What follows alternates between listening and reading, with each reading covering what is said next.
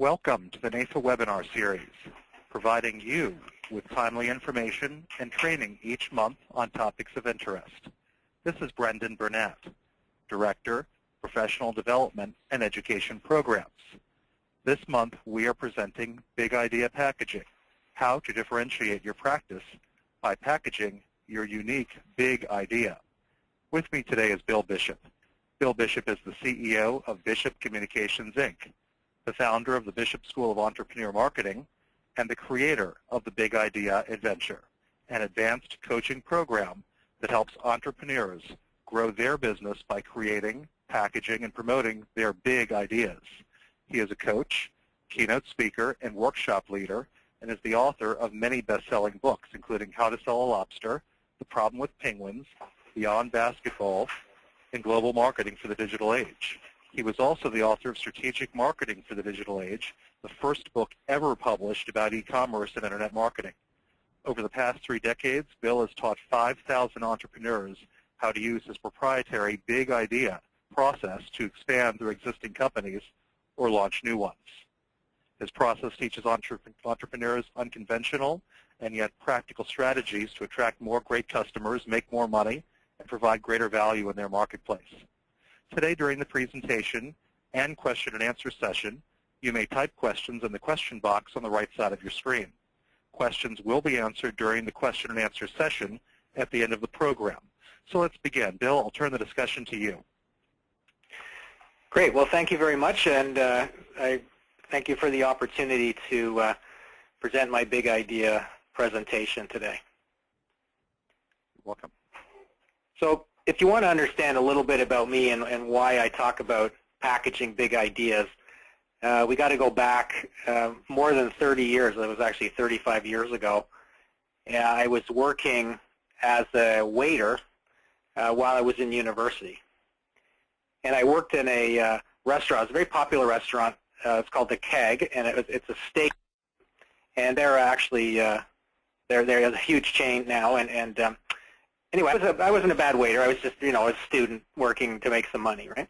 And one night the manager came up to me, and he said, we need to get you waiters to sell more lobsters. And I said, well, we're a steak restaurant, so what's with the lobsters? Why do we need to sell more lobsters? And he said, well, the thing is, everybody comes in here and they buy the steak. It's kind of like the commodity. And if all we do is sell them a steak, we actually just break even. It just covers our costs. Where we make our profit is by selling additional things, add-ons, something like lobster tails, like a lobster. And when people buy that with their steak, we make a really good profit because it's a fairly high margin item. So we're going to encourage you to sell more of them by having a contest. And I said, how's the contest work? And he said, well, this is the way it works. If you sell the most lobsters over the contest period, you're going to win a big prize, which actually turned out to be dinner at an even better restaurant than the Keg, which was kind of funny. That, for me, wasn't much of an incentive. I didn't care about that. But he said the person that came in last was going to be fired from their job. So for me, I had set the bar really low. I said, all I want to do is not come in last. I just don't want to lose my job. So I asked him, I said, well, how do you sell lobsters? And he said, well, what you do is just use suggestive selling. When the customer buys a steak, just suggest to them that they might add on a lobster. Well, that sounded pretty easy. So that night I went out to the first table. The people ordered their steak, and I said, would you like to have a lobster with your steak? And unfortunately for me, they said no, just flat out no. So I went to the next table, and I tried a little harder. I tried to sound even more enthusiastic, and those people said no too. So all the way along, I kept suggesting these lobsters, and nobody would buy them. So after 3 weeks, I'd actually only sold 4 lobsters. And truth be known, I sold 2 of them to myself, and the other 2 I actually sold to my parents. When they came in, I kind of begged them to buy the lobsters, and even they didn't want to buy them, actually. But they were my parents, so they did. So I was in dead last in the contest, and I wasn't. Things were looking very bleak at that point. fortunately for me, right after that, I had a big idea, which I now call a big idea. And I went out to the tables and I did something slightly different. I actually just changed my story a little bit. And everybody practically bought the lobsters. And so over the next 6 weeks, I ended up selling 1,400 lobsters. I won the contest and actually outsold all the other waiters combined. The second person only sold 90 lobsters. So everybody was wondering, well, how the heck did you do it, Bill? And of course, I didn't tell anybody because it was a contest. And I didn't tell them anybody for quite a long time how I did it. One thing I did, this was a few years ago, I wrote a book called How to Sell Lobster. And the very first chapter talks about how I did this. And it's really was a really fun thing. I just did it for fun to write this book. I thought it would be a fun thing to do. But the book has actually really taken off. It's published in all kinds of countries in different languages, China, Japan, that's Romania there, and Russia, and other places as well. So we sold about 1 million copies. And this little story about the lobster is very, very powerful. People hear it and they go, oh, that completely changes how I look at everything. I've been looking at things way too simply, and you've given me something that it gives me another way to look at marketing. So I'm going to tell you how I sold the lobsters, but I'm going to do that at the end. So to leave you wondering a little bit at this point, how did I actually sell 1,400 lobsters? Now, I wrote a couple other books, too, just so you know a little bit about me. One's called The Problem with Penguins, and that's a packaging thing. It's about packaging. And Beyond Basketball is another book I wrote, which is really about how to manage a company in this day and age in a way that's appropriate for today's marketplace. And that's very useful for financial advisors. And all of this, just so you know what I do so you can understand who I am, I have a program called the Big Idea Adventure, and 5,000 entrepreneurs have done this. About 1,500 of them so far have been in financial services. And they've all found this very useful, this whole packaging process. So 5,000 members, yeah. So the thing was, going back to the lobster experience, what it did for me was it really opened my eyes to the potential for packaging and marketing at a very young age. What I realized was that if you want to sell more of whatever your products are, so in your case, financial products, it doesn't have to actually be harder work. Like, trying harder is not necessarily the way to do it. That was what I tried first. I just kept trying harder to push the lobster tail. I keep suggesting the lobster, just try as hard as I can. And that actually didn't work. So I realized that wasn't it. So what I realized was, if you have a big idea, something else, something that captures people's imagination, that could actually be an easier way to sell. So this was the key lesson that I learned way back when, and it led me to do what I do today after 35 years. So part of the reason why I do this is because I was in that lobster contest. If I had never been a waiter, I probably wouldn't be doing what I do today, which is kind of funny. So the key thing is a big idea. So right off the bat, I'm going to give you an example. So this fellow here, his name is Richard Harvey. So he's a financial advisor. He sells, investments and lots of different kinds of insurance. Now, he came to me because he heard my presentation about this, and he says, yep, he said, I got the penguin problem. I'm just like everybody else. I don't stand out. I'm kind of bored with what I'm doing. I don't have a way to describe what I do that sounds interesting, even though I do a really good job for people, and I'd like to get more clients. Like, I need a big idea. So in our discussions, what Richard suggested, actually, me, I kind of drew it out of him, was that he wanted to do something with a bucket list. Now, if you're familiar with that term, a bucket list is a list of things that you would like to do before you die or before you kick the bucket. So he said, well, I'd like to do that with my clients, like my prospects first, is just get them to do that. So he came up with the bucket list program. So if someone asks Richard what he does, he says, well, I have the bucket list program. Well, what's that? And he said, well, what we do is we get together for the first meeting, and we're just going to fill out your bucket list.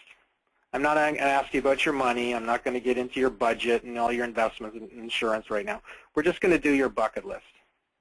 And they say, why is that? And he says, well, because that's what it's all about. He said, I want to help you with your money, but only if it helps you do the things you want to do before you die. So he is really excited about this. At first, some people thought it was kind of stupid, like a stupid idea, I guess, but he would never do it any other way now. He said last year he got about 12 new really great clients because he did this. He's attracting a lot of people because they enjoy doing this.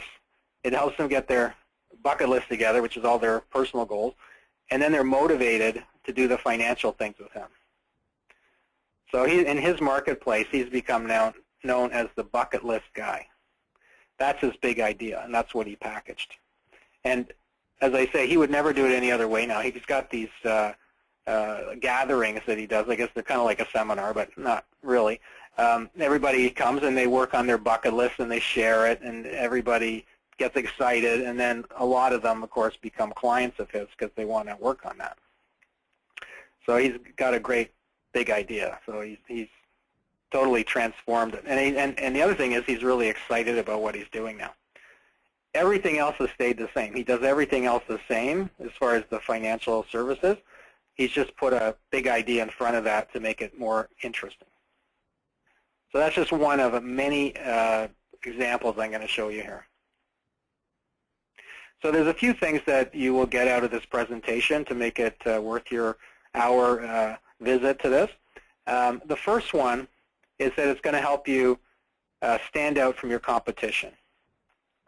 So if you want to get more clients, the very first thing you have to do is stand out from everybody else that's doing what you do. And there's more competition in your marketplace now than there has ever been in history. So that's the first challenge. How do you stand out from all these other people that basically kind of do the same thing as you? So just like the penguins, they all look the same. How do you stand out from all the other penguins, right? That's going to help you do that. Secondly, how do I attract more great customers or clients? That's what you want, obviously. The lifeblood of any practice is new clients. So how do we do that? And not just any clients, but really good ones, the ones that are ideal for you. How can you do that? This will help you with that. And thirdly, and this is a goal that I'm proposing that you take on, is to double your income while working 50% less time. Now, that's not just because it would be nice to do these things, especially to work 50% less, I'm sure. But if you make this your goal, you're going to start thinking differently. It's perfectly possible for you to double your income without changing anything fundamentally. You just have to work twice as much time. That's what most people are doing these days. They're working much more to try to keep their income up. The other thing is you could work 50% less, but you'd probably end up making less money. So that's not an option either. But as soon as you start thinking, double my income, work 50% less time, you got to think differently. And in this marketplace, if you really want to succeed, you got to think differently. So this is a way to do it. So I suggest maybe you just think about, how would I do that? Can I double my income and work 50% less time? What I'm going to suggest to you here can help you do it, and because I've helped hundreds of people actually do this, including myself. So those are the three things that hopefully you'll benefit from. What we're going to do now is go through what I call the lobster lessons.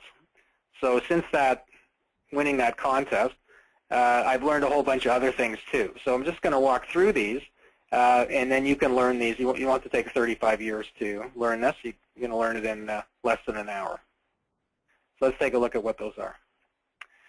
So lobster lesson number 1, what is that? Well, the first thing is that the world has changed.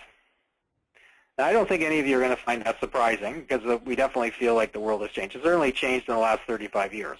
I feel the world's changed a lot even since the beginning of the century, well, 13 years ago. It's been a tremendous change. So we all pay lip service to that, but how does that affect you and your business? So the way I look at it is that really most businesses today are designed and structured as what I call an old factory. So there really hasn't been a fundamental change in how businesses run for almost 200 years since the dawn of the Industrial Revolution. And I'll get into a little bit of what that means in a minute. But so that's the way most companies are organized. My premise here is that that kind of business is now becoming obsolete. So the financial service business essentially is an old factory, and it's becoming more and more obsolete the way it's run, and it's becoming more difficult to get results from that old factory. So what I see is the opportunity to create what I call a new factory, which is more appropriate for the market conditions that we have now. So old factory, new factory. So what are those market conditions? Well, the very first thing, which nobody finds surprising, is that the world has really sped up. Things are moving a lot faster, so therefore things are changing a lot faster. Back in the old days, the companies, the world didn't change very fast, so companies didn't have to change very fast. So they could build their business around, let's say, selling life insurance. They could say, well, I sell life insurance, or a particular kind of life insurance or something. And you could do that for 30 years and never have to change that. That would have been an old factory. But nowadays, things are changing so fast. So I see that a lot of times people build their brand around a product, brand meaning how people think about your business. So they have a business predicated on a particular financial product, but they have to keep changing it every few years because the market keeps changing. Well, that's not a very a way to build a big business. It's not, because it's like trying to plant a tree, let it grow for a couple of years, and then having to dig it up and plant it somewhere else. That tree is not going to grow because it keeps getting moved around. So if you want your business to be a mighty oak, you have to design it so that you don't have to move that tree around. So that's the first thing that's changed. The second thing is that people nowadays are inundated with information. Once again, your own experience would tell you that's true, right? So back in the 50s when people listened, or 40s, when people listened to the radio and things like that, they were getting, a little trickle of information coming at them. So when it, like for example, a commercial would come on, they would listen to it because they had the headspace for that. But nowadays, it's just a gigantic Amazon river coming at us every minute of information. And in order to survive psychologically, we're blocking out information now. We're getting good at filtering information. And one thing people are filtering out is sales messages, because they don't see that as being valuable. So what I see is, in the old factory model, people are out there pitching products, doing sales calls and so on, using sales methods, and it's not working very well anymore because they're running into this filter that people have put up. So I hear all the time, well, we used to be able to get through to our prospects, now it's harder to get through to them. And I say, yeah, well, only because you're communicating them something that isn't very valuable, which is a sales message. So they're blocking that out, just in the same way that you do it to people trying to sell you something. This is unprecedented. This is, in the human history, this is unprecedented, what's going on right now. The third thing is that competition has increased. So once again, that's pretty obvious. And the internet has really been driving that, plus globalization and convergence of industries. There used to be walls between the different financial sectors, and now that those have all gone away. So there's a lot of competition. So the problem is now is that that's turned a lot of the financial products and services into commodities. And that's now driving down the prices and margins and commissions on those things. So if you want to make a good profit nowadays, you're going to have to provide something special that your clients can only get from you. If you're selling things they can get from a lot of people, it's going to be harder for you to make a lot of money. So these market conditions, fast change, lots of information, and lots of competition, are totally new market conditions. This is not going on back when. So 200 years, that old factory model, that worked fine. Nowadays, doesn't work so well. We need another way of looking at things. And that's where I can come in, because I've been working with so many of you that I can see this, and I'm more objective because I'm not right in the middle of it. And I'm saying, hey, wait a minute here. If you keep doing the old way, it's just going to be harder and harder. If you do it the new way, it's going to be a lot easier. As a matter of way easier than it is now. You just have to know, to see the difference. So that's part of what I'm going to show you how to do here. The world has changed. So the fundamental thing is that the old way of doing things, the old world, the old factory, was very product-oriented. So it was all about financial products in your industry. And that worked for a long time. It's not working anymore. The new world, the new factory, the way to be more successful is to be idea-oriented, to have your company oriented around what I call a big idea, which I'll explain more of in a second. So we go from product to idea. Lobster lesson number 2. Now, I find this particularly fascinating because I've been marketing for a long time, and it was only recently that the light bulb went on for me, and I went, oh, right. It completely became evident to me that every product and service has an idea attached to it. So the thing is that no matter what you buy out there, every time you go and buy something, you're not actually buying the product or service itself. You're buying the idea of it. If you like the idea of it, you'll buy it. If you don't like the idea attached to it, you won't buy it. So this is a really important insight that if you understand this, can give you a lot of, can really empower you. So let me give you a couple examples. So the Pentium chip, right? Intel inside, Pentium chip. So that little label there, you walk into a computer store, and there's 2 laptops for sale. One of them is $500, and the other one's $1,000, and it's got this Intel Inside sticker on it. And after looking at both of them, you buy the $1,000 one. So you pay twice as much for that one, and you do it because it has that sticker on it. Now, what does that sticker say? Well, the sticker says that the idea is, well, that computer is going to work better. It's going to be faster, it has a faster processor because it's got Intel inside, right? Now, where did you get that idea? You didn't see it. It was a chip inside the computer. It's you know, a little tiny chip that would sit on your thumb, right? You didn't see that chip, but you had the idea that they planted in your mind that made you say, that's more valuable, so I'm going to buy that instead. That you had that, you bought the idea, not the actual chip, right? We have Las Vegas. What happens in Vegas stays in Vegas. Now, Las Vegas sells that as the idea. So what does that mean? Well, I'll leave it up to you to decide what that idea actually means for you. But it says, well, if you come here, you can have a lot of fun and go wild, and nobody's going to know, so you can kind of let loose, right? And that's how they sell Las Vegas. At one point, they stopped saying this, and they said, well, we're a family place. So they started to try to push that idea that Las Vegas is a place for families. Well, that idea didn't work, and then sales went down. People stopped visiting Las Vegas. As soon as they went back to this, and their more adult idea, visits went back up. So they know, okay, that's the idea. Let's stick with that. So you see, here was Las Vegas, which is essentially never changed the actual place. You know, had one idea was working, went to an idea that didn't work, went back to the original idea that did work, and that's what sells Las Vegas. It's not, there was no other change.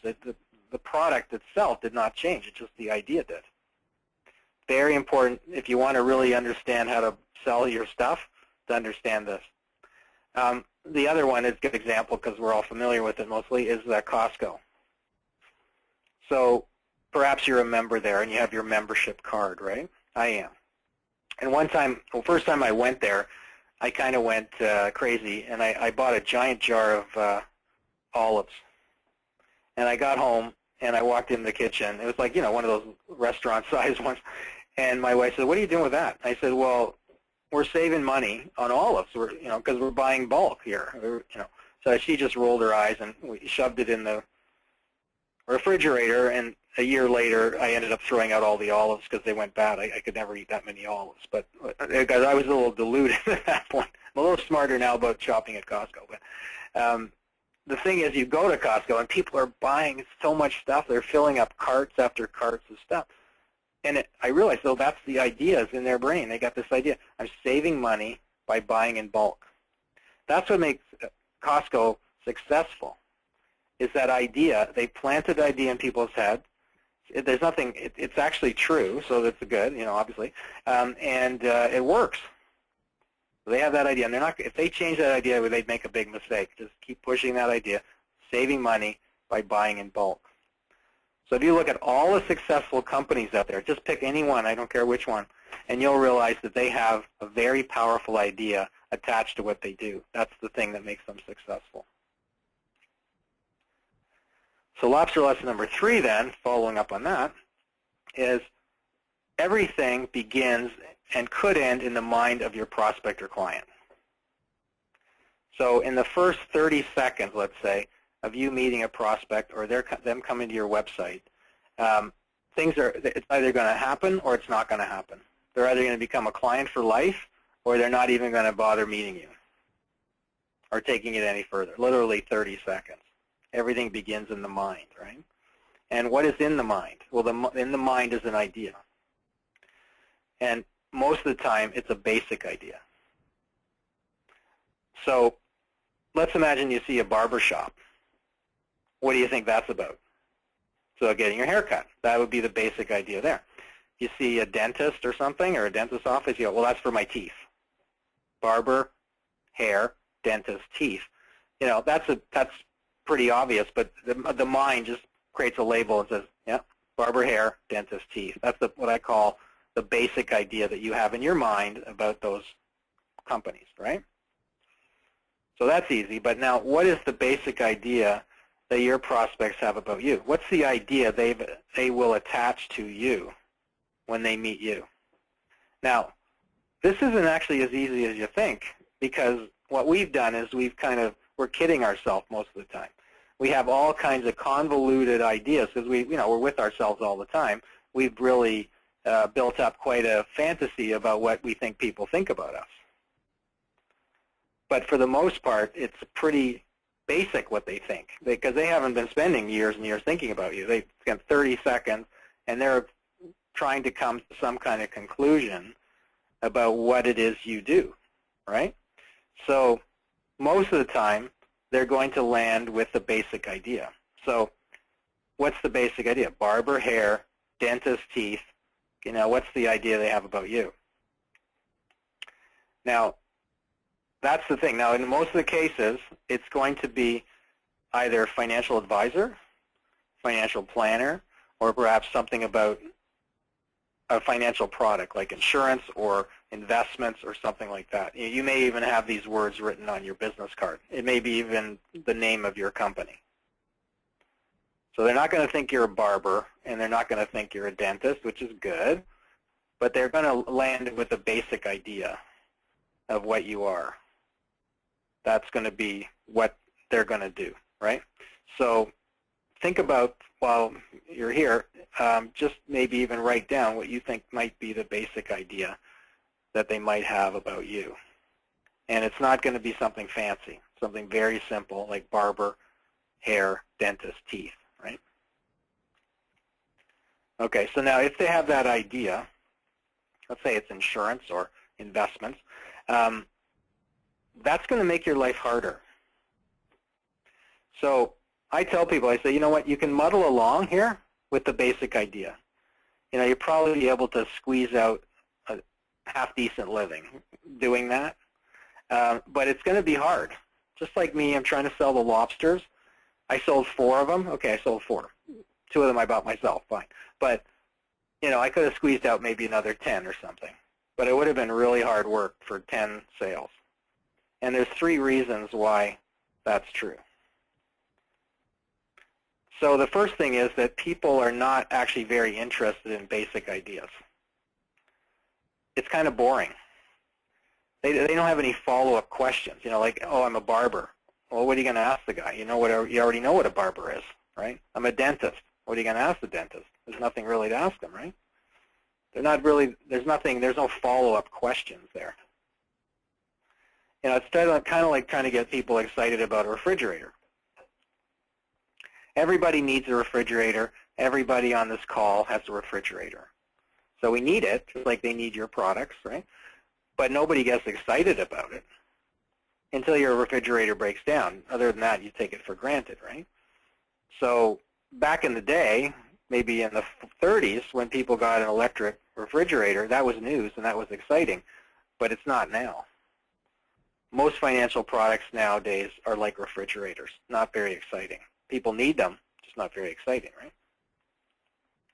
The second thing is, well, now you try to make it exciting. So you're trying to make your basic idea sound exciting. Well, that makes you look like a salesperson. You start behaving like that. You start talking about your products. You start telling people how great they are and how they are better than what other people are selling. So now you sound like a salesperson.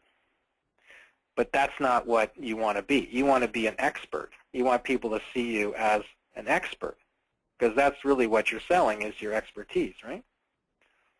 You guys have, in your industry, have a bit of a dilemma, because you are trying to project yourself as an expert, but you make your money mostly by selling products. So therefore, you're put in an uncomfortable position of being an expert who is also a salesperson. Well, the fact is that if people's perception will be, oh, you're a salesperson. They can't see you as an expert if they think you're a salesperson. So your status now has become much lower than it should be because of what it is. Now, the reason for this is because people don't really like salespeople nowadays. They're too busy. They're too overwhelmed by all the information they're getting. So they're just going, oh, forget it. I don't want to talk to another salesperson. This is why people are having a hard time getting through to people nowadays, because nobody wants to meet them if they think they're a salesperson. And the question I ask you is, well, how do you treat salespeople? You know, nowadays, people are beating up on salespeople all over the place because we're just so fed up. It's like, oh, stop, don't bug me with your sales message. I'm fed up with it. That wasn't true 100 years ago. People actually, or even 20 years ago, people had time for a salesperson, perhaps. Now they don't. So if people see you as a salesperson, it's just going to be harder to meet prospects. The third thing is that your prospects are not dumb. They know that there are a lot of other people selling the same thing as you. They just go on the internet and see, like, you know, thousands of people selling basically the same thing. And I call that the penguin problem, right? They see you all as being the same. So it's kind of like you have a store in a mall, and it's a nice store you've made, but the problem is that all the other 200 stores are selling the same thing as you. So the prospects are coming to your store, and they only have one question, really, is, well, how much is it? And they're looking for the lowest price. So I get a lot of people telling me that they're very frustrated with this because, you know, if it all is talking about price, we're not really talking about the things that you want to talk about here. It becomes very, you know, all about the price, right? And that's not really what the kind of conversation you really want to have. So this gives all the power to the prospect. You have really no power in this scenario. And sure, you're not in a physical mall, most of you, but there is a virtual mall that's just filled up with way more than 200 stores just like yours. And the prospect is in that mall. So what happens with that scenario is that it essentially is devolving most financial service practices into a hot dog business. So you have to do a lot of transactions at low margins just to make ends meet. And you know, they're all very quick transactions. And once you're stuck in the hot dog trap, it's very difficult if you don't have some kind of mechanism to get out of that. So I see that the lion's share of people in financial services are essentially selling hot dogs. Now, they're very good hot dogs, and they are of high quality, and you guys do a good job, you know, providing all that. But it doesn't help you, because do you really want to run a hot dog stand, work long hours, and make very little money? So that's kind of part of the problem. It just kind of, you end up in that position. So that's why just relying on that basic idea makes your life harder. Now, at first, this is difficult for people to grasp because it's all intangible. It's not something you can actually see. It's all intangible. It's going on in the mind of your prospect, and often you're just not aware of it. You're not aware of it. But that's what I'm trying to do is to make you aware of it and say, you know what, you're right, that's probably what they're thinking, and that's just making my life harder. So to reiterate that is what your prospects are thinking about you and what idea they have in their mind about you. If it's a basic idea, it's going to make your life a lot harder. So getting some kind of awareness of what that is a useful start here. So lesson number 4 is that the big idea, having a big idea, is going to make your life a lot easier. So what I mean by that is that we're going to use packaging to replace the basic idea with a more interesting big idea. So in that first 30 seconds, we want to switch what they've got in their mind about you. It's just going to make your life a lot easier. Now, the first thing to know is what the idea isn't. So the big idea is not about you and your hot dogs. So your hot dogs are your products, okay? Now, we're not giving up the products by any means. This is all designed to help you sell more products, but the idea we put in their head is not about you or your products. That's the most important principle, and also the hardest one to do, because most people, at least at this point, are very inward focused, and they think a lot about themselves and what they're about, but very hard to start thinking about the client. That's a more advanced way of thinking. The second thing, which leads to it, is that this idea has to be all about your clients. All about them. So you have to take yourself completely out of the picture. Very hard for people to do it immediately because we are more aware of ourselves than others, right? So, but this is really the important thing. Make it the idea all about your clients, not about you. It has to be an idea for something that they really want. It's not something they really need. All of the products you have now, they really need, but they don't necessarily want them. But maybe if there was something that they really want, well, you might as well tell them that you can give them that, so they'll come banging on your door. That just makes your life easier. And it should be apparent that if they want that thing, whatever that is, that they can only get it from you. And so you have essentially a monopoly, and if they want it, you get to set the terms of that relationship. Now, you're probably wondering, well, that sounds too idealistic. Like, how could I ever manage that? Well, I'm going to show you. Okay, so here's a big idea example. And this is a company in Canada.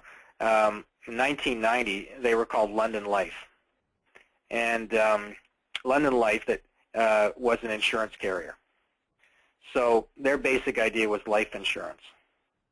And they realized way back then that they had this whole problem with the basic idea. Everything that I just mentioned, they realized they had. So they thought, well, how can we move beyond that? What could we do as a big idea? So the question was, well, what do people want? So what they said, well, what the people really want is not life insurance, but what they really want is freedom. That's something they want that they don't necessarily have right now. They don't feel free, but if they would like to be free. So they said, well, one of the things just right away they said, well, we're going to help them, our prospects and clients, have more freedom. Let's start talking about that instead. Let's change the idea from life insurance to freedom. Now that's relatively generic, so they thought, well, we have to take it a little further than that. And maybe there's a new kind of freedom that we could put out there. So what they said was, well, the big idea was, okay, we can help you retire at age 55. So you don't need to wait till 65 when you're old. You can retire at 55 when you're relatively young. Wouldn't that be better? And people said, yeah, that would be great. How do you do that? How do you retire at 55? I'm interested. I'd like to do that. So the idea got in their mind, and they were engaged and asking, how can you help me with that? And they said, well, we have this program. It's called Freedom 55. And they started doing all this advertising, and it was incredibly successful.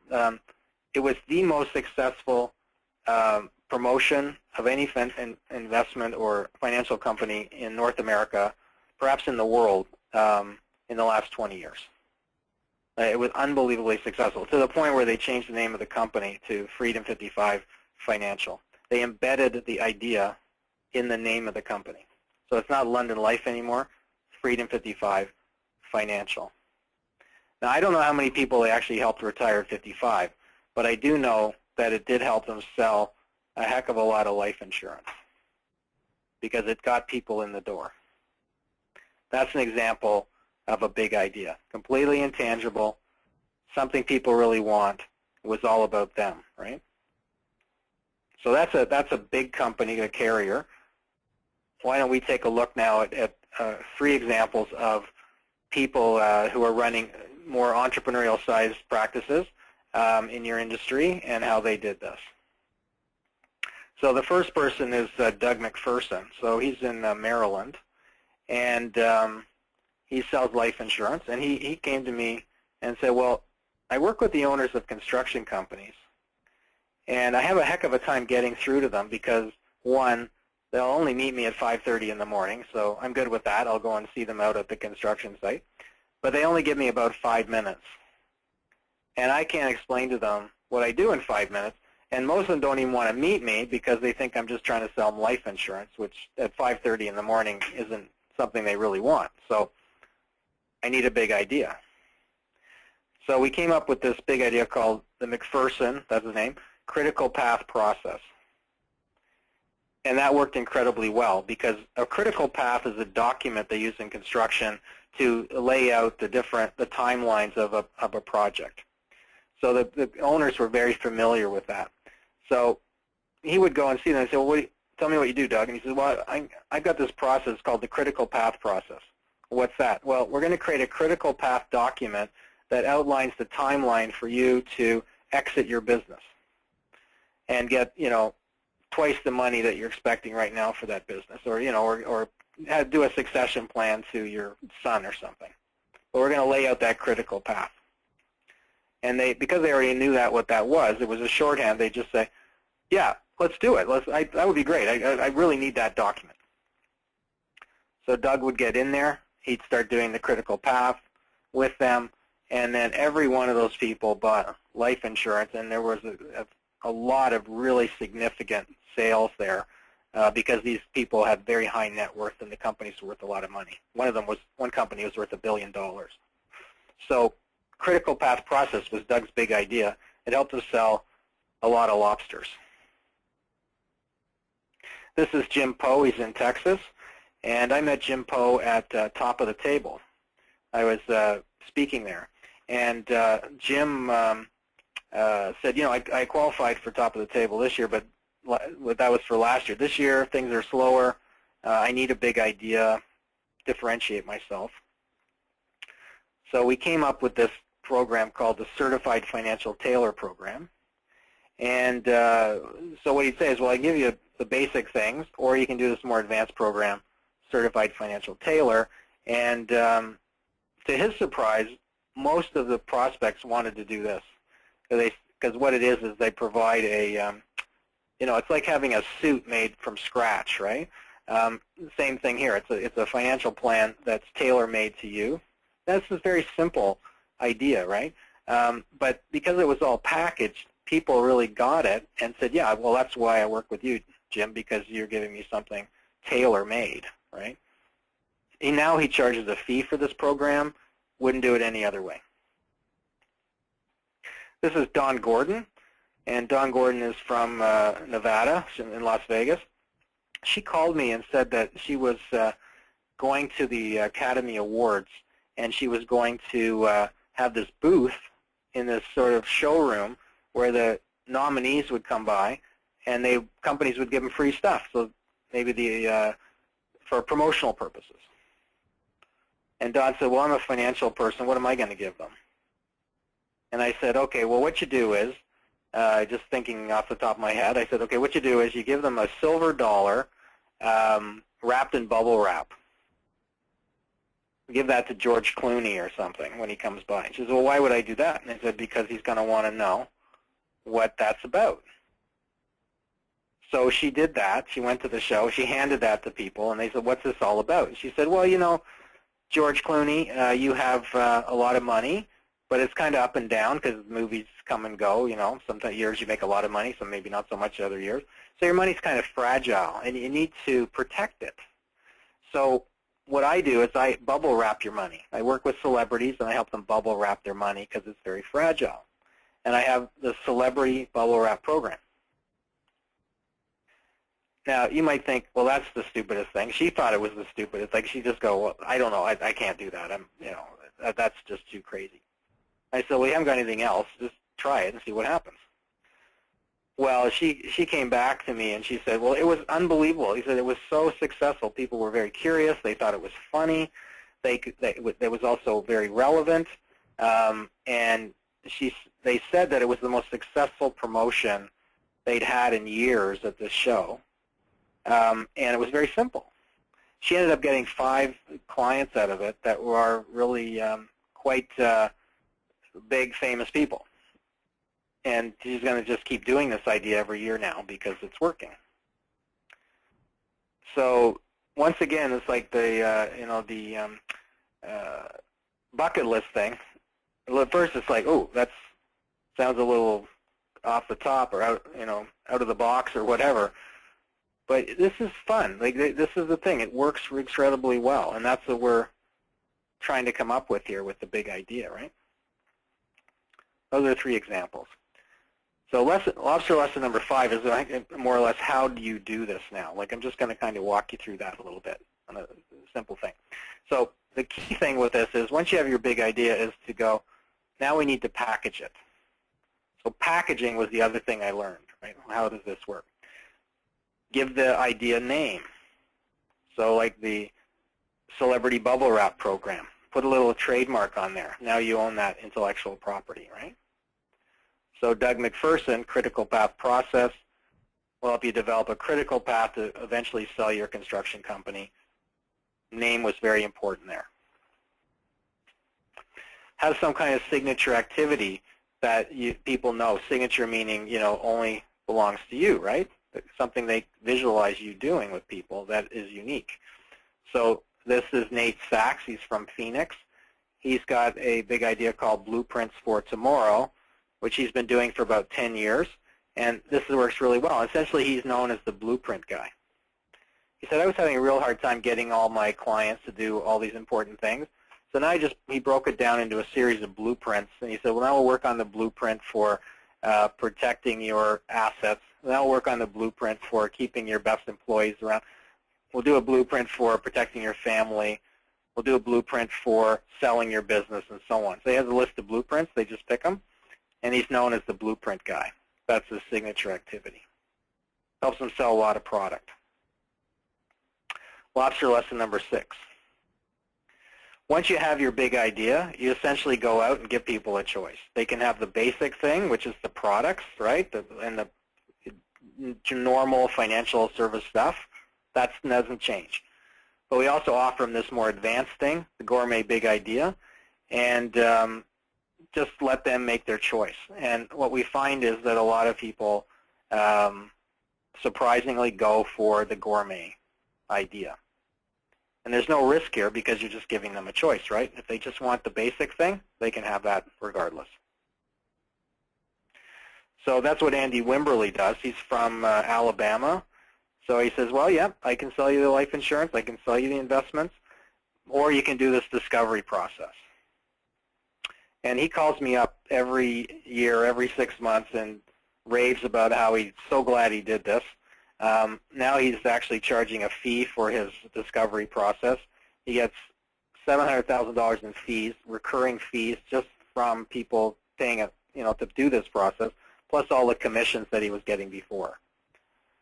So he just, says, look, this is a win-win all the way along.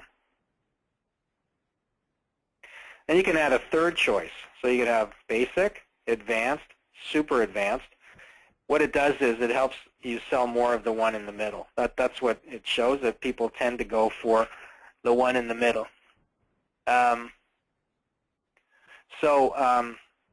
This is Ken Van Leeuwen. He's from the New Jersey area, and he has the Total Wealth Advantage. And he, right after talking to me, created 3 different packages.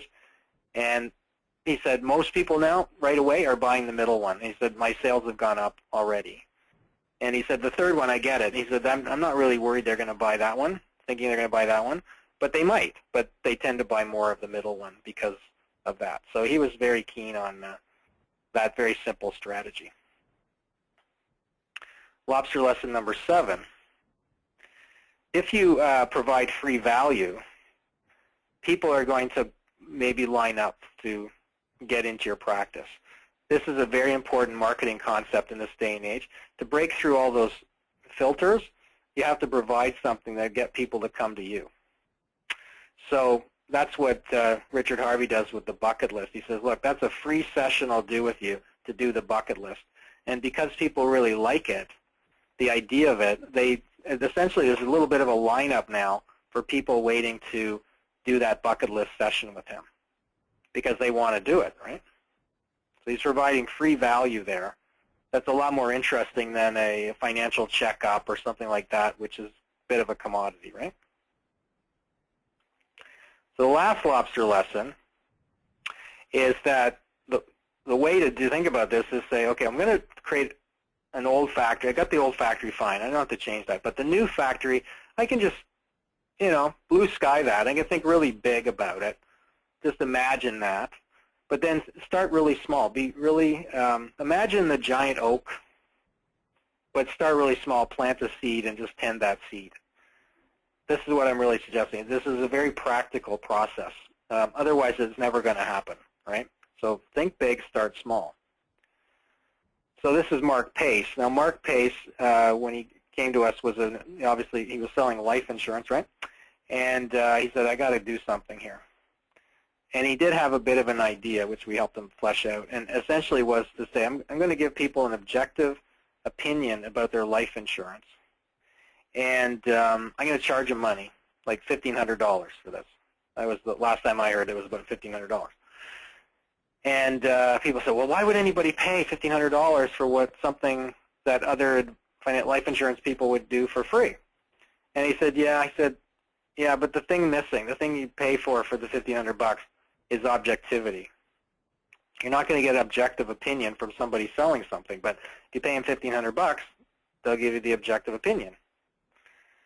And since then, thousands of people have bought that objective review from him.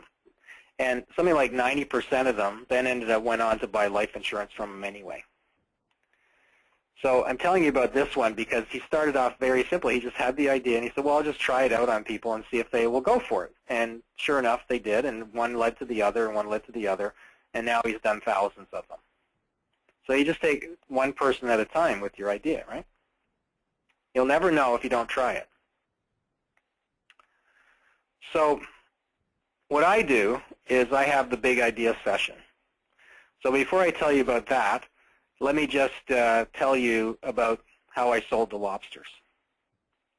So if you remember, I was in last place, right? And I hadn't sold any lobsters. Well, I sold 4, right? Last place. Then I had a big idea. So I went out to the table, and I told them something differently. Didn't change the product, didn't change the price, I didn't change the company or anything. I just said something slightly differently, and everybody bought it. Well, practically everybody I talked to from then on bought it, and over the next 6 weeks, I sold 1,400 of them.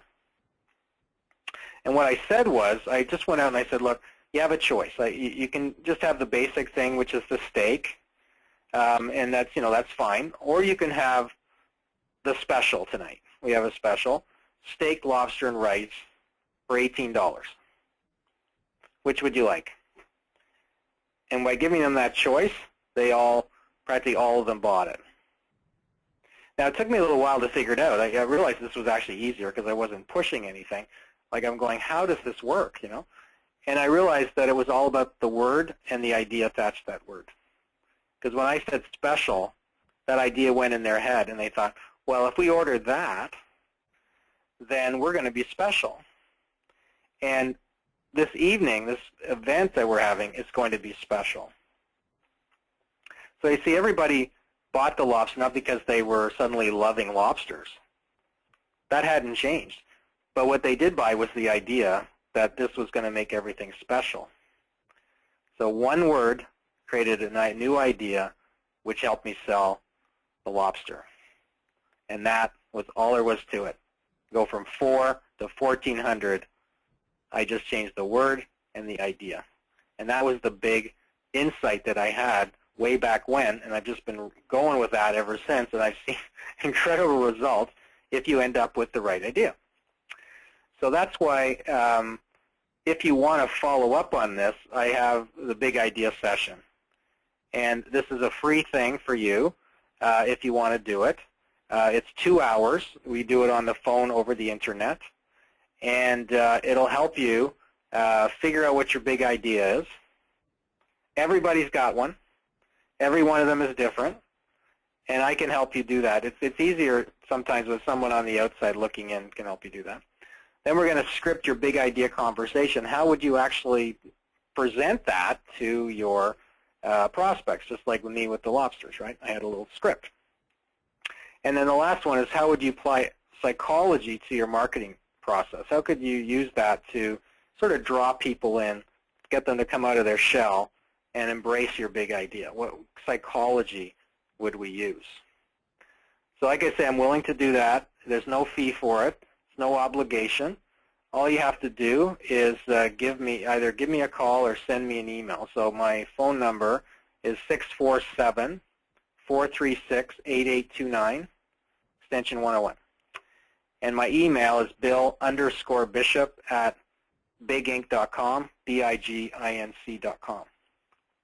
The other option you have as well is just to visit my website where there's other information. There's some e-books there you can read. There's videos you can watch to give you even more information about this and learn more about packaging and stuff. And that's bishopbigideas.com. So that's the presentation. Just leave that up there in case you want to jot that down. And now I'm wondering if there are any questions at all that need answering. Did we get any questions? Jam-packed with tremendously good information. Thank you so much for your presentation. We do have time for one question. Okay. And we actually have just one question. And that is, you mentioned that there is an emotional component, an idea attached to every product or service that right. the client is actually buying. What are some of the most compelling emotional ideas that would be attached to a product? Well, every product and service has different ideas attached to it. Typically, the idea is, and this is a good way to look at it, it is a vision of two things. One is it's a vision of a goal to achieve that some people don't have yet, never really thought of before. So in the case of Freedom 55, it was the idea to retire at age 55. So that was a goal, right? So they said, oh, I never thought of having that goal before. So suddenly they give you that goal, and the emotion that you attach to that is, well, then that would be great. I could be free sooner. So there's a lot of excitement and hope around that, right? So that's a goal.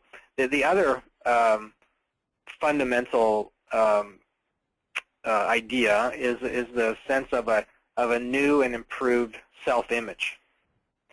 So if you really look at most advertising and marketing out there that's successful, you can see that what they're doing is giving you ideas of who you could be.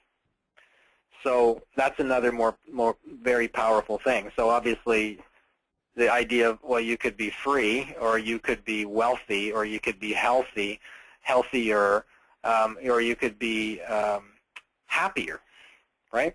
What would that look like? So you're painting a picture of what that would look like. I call that the model.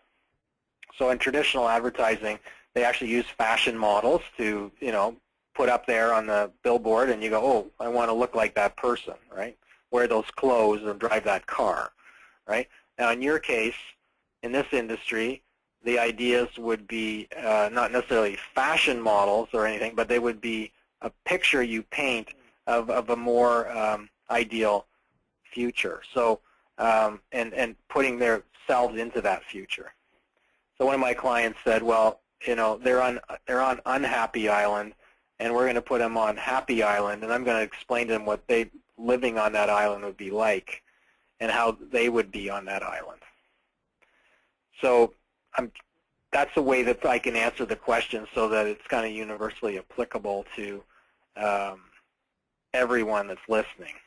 The specifics are devil's in the details as far as what it could be for you and your particular client, right? Because it depends on who your client is. Then that would determine what the big idea would be. Outstanding. There are no further questions. Thank you, Okay. Bill, and thanks to all those who participated in today's program. To access today's presentation and other webinar archive resources, go to www.naifa.org/webinars. This is Brendan Burnett for NAIFA.